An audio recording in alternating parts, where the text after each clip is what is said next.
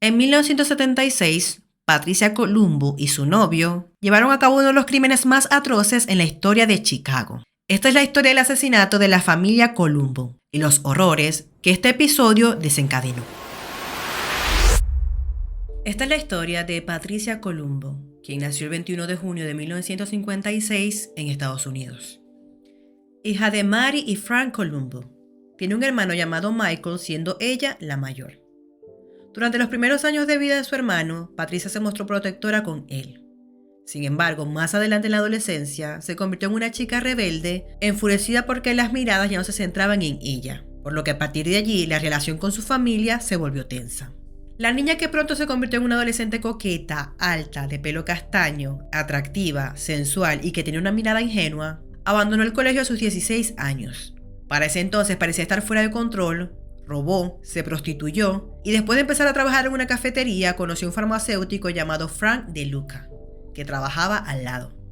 Este era un hombre mayor de 37 años de edad, casado y con 5 hijos, quien más tarde la contrató para trabajar en su farmacia y los dos comenzaron una relación. Para abril de 1974 se fue a vivir con él en el mismo hogar en el que él convivía con su esposa y sus hijos. A pesar de que la madre y el padre de Patricia eran conscientes de que su hija tenía comportamientos agresivos y que incluso llegó a robarle a sus compañeros de trabajo, ellos trataron de convencerla para que volviera a casa y abandonara a su novio, pero ella siempre se negó. Un día, en el verano de 1975, ella los sorprendió. Les dijo que ya no quería estar con De Luca y que quería volver a enmendar su rumbo. Por lo que, alegres por la situación, sus padres la recibieron y al poco tiempo le arrendaron un departamento para que iniciara su vida independiente. Sin embargo, lo que no sabían es que todo se trataba de una mentira. Su hija no solo seguía con Frank, sino que también este último se había separado de su esposa y se fue a vivir con ella en su nueva vivienda. Esta farsa no duró mucho, pues al enterarse, su padre, Frank Columbo, se enfureció hasta el punto en que tomó uno de sus rifles y se dirigió a la farmacia en la que trabajaban. Ahí amenazó al novio de Patricia a punta de cañón para que se alejara de ella, y le pegó 2 veces con la culata del arma. Aquello provocó que fuese arrestado, y a pesar de que en un inicio su hija testificó que se trataba de un asalto, esa misma semana se retractó y su padre fue liberado por las autoridades. Lo que ella no sabía, sino mucho después, es que ese día enseguida, cuando sus padres llegaron a casa, él y su esposa escribieron un testamento, en el que desheredaron a Patricia de todos los bienes familiares. Más tarde, para marzo de 1976, un año después, Patricia se acercó nuevamente a sus padres para decirle que se casaría con su novio Frank, por lo que al recapitular el fracaso de sus intentos anteriores por ayudarla, ellos aceptaron e incluso empezaron a cotizar electrodomésticos como regalos para el día de su boda. Hasta allí, al parecer, todo iba bien. Y es así, como teniendo este contexto, es que vamos al día de los hechos. El día jueves 6 de mayo de 1976, alrededor de la tarde, un ciudadano que pasaba por la calle South Whipple 140 en el oeste de Chicago, Estados Unidos, notó la presencia de un auto sospechoso abandonado de color marrón, por lo que, preocupado, llamó a las autoridades para reportarlo. Al llegar los oficiales cerca de las 2 de la tarde, notaron que se trataba de un Thunderbird del 72 con la ventana derecha rota. También observaron que tenía un sticker en el parabrisas de la localidad Elk Grove Village, ubicado a unos 30 kilómetros de allí. Inicialmente pensaron en la hipótesis de que tal vez se trataba de un robo frustrado, por lo que reportaron el hallazgo y tras tomar los datos de la placa y comunicarse con la central, conocieron que el vehículo no estaba denunciado por robo y lo tenía registrado a su nombre un hombre llamado Frank Columbo, un vecino de Elk Grove Village. Procedieron a comunicarse con él a su teléfono, pero el hombre no atendía. Entonces informaron a la policía del lugar para que fueran a avisarle que su auto había sido localizado. Así fue como al día siguiente, para el viernes 7 de mayo a las 4:45 de la tarde, un agente se dirigió a la casa de los Columbo. Al llegar a la casa de 2 plantas, llamó a la puerta pero nadie salió. El oficial notó que el jardín estaba podado, los exteriores estaban limpios y todo parecía en orden, excepto que los diarios se amontonaban en los escalones del porche. El buzón de correo de la familia también llamó la atención, ya que estallaba de papeles. Debido a eso, se acercó a la puerta principal y vio que estaba entreabierta. Golpeó, pero no hubo respuesta. Solo escuchaba un ladrido lejano que retumbaba desde algún lugar de la casa. A partir de allí, el oficial sabía que había pasado algo malo. Entonces retrocedió a su patrulla y llamó a uno de sus colegas para que lo apoyara y así entraran a la casa. Sin esperar más, decidieron entrar y lamentablemente se encontraron con un escenario terrorífico. Lo primero que observaron fue el cuerpo de Frank Columbo, de 43 años de edad, en el living. El olor a descomposición se esparcía por la sala. Al parecer, su cadáver llevaba días ahí, tirado entre charcos de sangre seca y los restos de vidrio de una lámpara, con el impacto de una bala en la parte trasera de su cabeza. Los policías subieron los escalones hacia la primera planta y las paredes y el techo eran un muestrario de manchas color rojo oscuro. Enseguida se toparon con otro cadáver, el de una mujer. Se trataba de Mary Columbo, de 41 años de edad, que había caído de espaldas junto a la entrada de su baño. Su pelo rubio estaba pegoteado con sangre seca y tenía puesta una bata. En el centro de su frente tenía un agujero de bala y junto a ella había una caja de cigarrillos y un cenicero.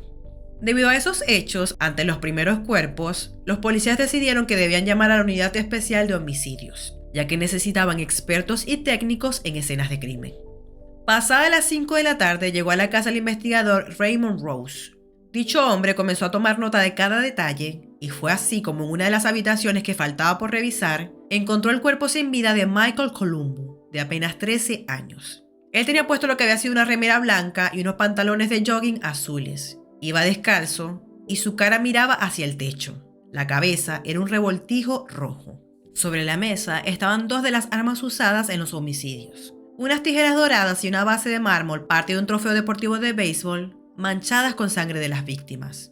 El detective siguió recorriendo la casa y encontró 4 dientes tirados sobre la alfombra del living. En la cocina había basura tirada en el suelo, una alacena abierta, el teléfono de línea estaba descolgado y una agenda telefónica había quedado abierta. En la habitación principal, las camas estaban abiertas como si sus ocupantes hubiesen estado por irse a dormir, pero no hubieran llegado a hacerlo. A pesar de todo eso, el detective se dio cuenta que ni las ventanas ni las puertas estaban forzadas. Además de tratarse de un asalto, si los delincuentes buscaban bienes materiales, se preguntaban por qué no se llevaron las joyas de Mary Columbo, las armas registradas de su esposo o todo el dinero que tenían en su caja fuerte, que ni siquiera habían intentado abrirla. Debido a todas esas preguntas, a partir de aquí se inició de lleno con las investigaciones. Lo primero que conoció el detective fue que Patricia Columbo, de 19 años de edad, era la única de la familia que no estaba en la casa y por ende seguía con vida, además de la mascota de la familia que se encontró en la casa. Se supo que Patricia no vivía allí desde hace 2 años porque se había mudado con su novio 17 años mayor, Frank De Luca. Tras el hallazgo de los cadáveres, aquel viernes 7 de mayo, los investigadores la citaron a declarar. En el lugar llegó con una actitud nada común en las personas que pierden a su familia, pues llegó vestida para dejar locos a muchos y no se mostraba afectada. Inicialmente su declaración dijo que su padre pudo haber tenido problemas con la mafia. Según ella, Frank llevaba las riendas de un negocio de autos usados y autopartes robadas, por lo que aseguró que esa podía ser la razón de los crímenes. Sin embargo, los detectives intentaron seguir la pista de la mafia y no encontraron nada ilegal en las actividades de Frank, por lo que esa teoría fue descartada. Asimismo, durante todo su interrogatorio, algo muy importante fue que Patricia se la pasó coqueteándole a los agentes. Más tarde, para el 8 de mayo, se realizaron las autopsias de los 3 cadáveres.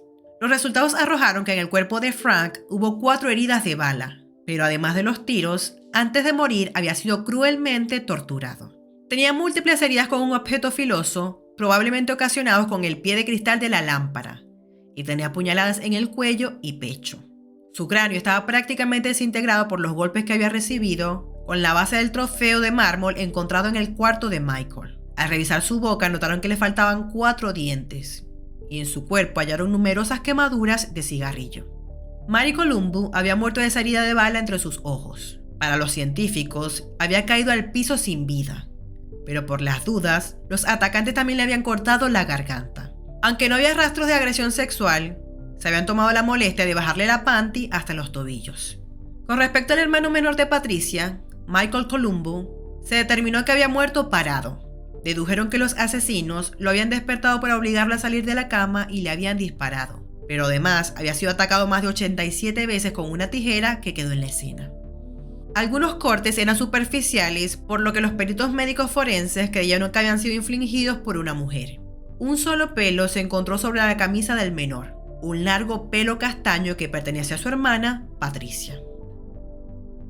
Posteriormente, en el velatorio, Patricia, que no mostraba signos evidentes de angustia, minutos más tarde, cuando terminó la ceremonia, se arrojó sobre los ataúdes de su familia gimiendo, aunque a los pocos minutos algunos la vieron salir de la iglesia sonriendo. Sorpresivamente, para el 14 de mayo de ese mismo año, un amigo llevó a la policía a los hombres que habían discutido con Patricia el asesinato de su familia. Se trataba de un amigo de la pareja llamado Lennon Mitchell, apodado Lanny, de 25 años. Lennon Mitchell contó que un día del mes de octubre de 1975, Patricia, quien lo veía como un tipo capaz de todo y que sabía manejar armas, empezó a preguntarle si aceptaría él y su amigo Roman ser contratado para que matara a sus padres porque no querían a su novio. Él accedió y pidió una suma de $10,000 por cabeza, aunque luego le dijo a la policía que en realidad nunca pensó en hacerlo. Sin embargo, como Patricia insistía y exigía fechas, Lanyon se tardó lo más que pudo con la excusa supuestamente de pedirle un cronograma detallado de las actividades de sus padres. En tanto, Patricia se dedicó a armarlo y hasta le dibujó un plano de la casa. En noviembre, Patricia le demandó a Lanyon que concretara su tarea y además de eso sumó un pedido extra. Quería que también asesinaran a su hermano de 13 años porque según ella, él se daría cuenta de todo y sería un grave problema. Roman, quien hablaba del tema con Lanyon, pidió dinero por adelantado para seguir adelante el plan. Pero Patricia dijo que no tenía, pero le aseguró que pagaría después de los crímenes con el dinero de la póliza de seguro de vida de sus padres. Mientras tanto, se ofreció a pagarles con sexo y ambos hombres aceptaron felices. Sin embargo, pasaron los meses y nunca lo hicieron. Lanyon siempre ponía una excusa, por lo que dijo que tal vez la pareja decidió actuar por su cuenta. Toda esta historia posteriormente fue corroborada. Debido a todas estas evidencias, para el 15 de mayo de 1976, Frank De Luca y Patricia Columbo fueron arrestados a las 7 de la mañana en el departamento que pagaba el papá fallecido de Patricia y fueron acusados de conspiración y homicidio. A diferencia de Frank, que fue liberado el 17 de mayo, Patricia confesó por escrito y oralmente haber contratado a 2 hombres para matar a su familia, pero dijo no saber nada sobre cómo lo habían hecho. Primero negó conocer a Lennon Mitchell, pero finalmente tuvo que admitirlo. Dijo que había entregado el plano, las fotos y los datos de su familia por la fuerza, amenazada a punta de pistola. Además, aseguró que Lennon le había obligado a tener sexo con él y que ella temía por su vida. Más tarde, el 26 de mayo, Roman Sobczynski aceptó una propuesta de inmunidad para declarar en contra de Patricia Columbo y Frank De Luca. Fue entonces que afirmó que lo contado por su amigo, Lennon Mitchell, era totalmente cierto. Debido a esta reciente evidencia, Frank De Luca fue arrestado nuevamente el 17 de julio de 1976. A los pocos días conoció a un hombre llamado Clifford Shields, quien se convirtió en su compañero de celda en agosto. Durante ese tiempo se hicieron buenos amigos y fue cuando le reveló meses después que había planeado la estrategia para matar a la familia Columbo y que él mismo les había disparado. Clifford se lo dijo a los oficiales y de acuerdo a su testimonio, la reconstrucción fue así. Los padres de Patricia habían quedado con ella y su prometido reunirse en su casa a las 8 de la noche para que pudieran reconciliarse antes de casarse. La joven llegó a tiempo, pero su novio Frank De Luca demoró su llegada hasta las 10 de la noche porque quería dejar armada su coartada en su negocio. Cuando Frank Columbo le abrió la puerta y lo invitó a pasar, su suegro se dio vuelta y empezó a caminar hacia la escalera. Allí, aprovechó para dispararle en la parte trasera de su cabeza y luego abrió fuego contra su suegra Mary Columbo. Después de eso subieron él y Patricia a la habitación de su hermano en el segundo piso, lo obligaron a levantarse de la cama y Frank lo baleó en la cabeza. Como Patricia quería que pareciera un robo, la pareja sacudió toda la casa y tomaron unos $150 y un par de cosas más que cargaron en el auto de Frank Columbo. Luego manejaron hasta un barrio en el oeste de Chicago y lo abandonaron. Finalmente, en el juicio realizado en 1977, se mostraron todas las pruebas dichas anteriormente. La evidencia mostró que ambos eran participantes dispuestos y Patricia actuó como señuelo para ser admitidos en la casa. Por lo que después de un juicio que duró un mes lleno de escabrosos relatos y fotografías de un horror inimaginable, las pruebas forenses más los testimonios consiguieron que Patricia Columbo y Frank De Luca fueran declarados culpables. El juez los condenó de 200 a 300 años por cada muerte, más otros 150 por conspiración para cometer asesinato. A Patricia le sumaron 50 años extra por haber encargado los crímenes. Desde ese entonces, la pareja más nunca se volvió a ver. Patricia fue enviada a una cárcel de Dwight y aunque ambos solicitaron nuevos juicios, sus peticiones fueron denegadas. Para 1979, la mujer estuvo involucrada en un esquema de prostitución dentro de la cárcel, lo que llevó a los funcionarios de alto rango de la prisión, incluido el director, a renunciar a raíz del escándalo. En mayo del 2014, Frank De Luca le dijo a otro convicto que no tenía ninguna esperanza de salir bajo palabra y que lo que habían hecho él y Patricia era tan horrendo que no merecían salir de la cárcel jamás. Frank De Luca, al igual que Patricia, no tuvieron éxito con ninguno de sus pedidos de libertad condicional. Asimismo, se conoció que la próxima audiencia era para el pasado 2 de febrero del presente año 2023. Pero, a inicios de este año, falleció por problemas de salud. El detective Raymond Rose, de ahora 75 años, quien estuvo a cargo de la investigación, describió a Patricia como una personalidad muy dura, fría, calculadora y manipuladora. Y aunque las autoridades estimaron que los móviles de la masacre estaban relacionados con la herencia, se subrayó que nunca hubo un móvil claro para la decisión de matar a su familia.